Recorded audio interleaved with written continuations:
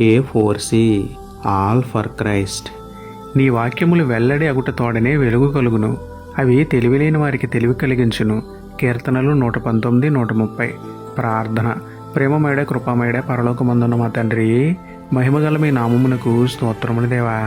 అయ్యా, ప్రతిరోజు మీ వాక్యం ద్వారా మాతో మాట్లాడండి దేవా. మా జీవితాల్లో వెలుగులు నింపండి ప్రభువా.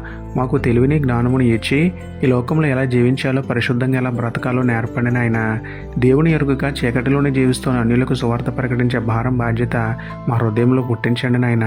క్రైస్తవులమైన భ్రమలో బ్రతుకుతూ ఇంకనూ దేవునికి దూరంగానే ఉంటూ చీకటిలో మగ్గిపోతున్న యవనస్తులతో మీ వాక్యం ద్వారా సూటిగా మాట్లాడి రక్షణార్థమైన మారుమనసును పుట్టించి వారి జీవితాలను వెలిగించమని వేడుకుంటూ ఈ లోకానికి వెలుగై ఉన్న మీకే స్తుతులు చెల్లించుకుంటూ, నమ్ముట నీ వలనైతే నమ్మవానికి సమస్తమును సాధ్యమే అన్న విశ్వాసంతో యేసయ్య పరిశుద్ధ నామంలో ప్రార్థించి పొందుకున్నాము పరమ తండ్రి.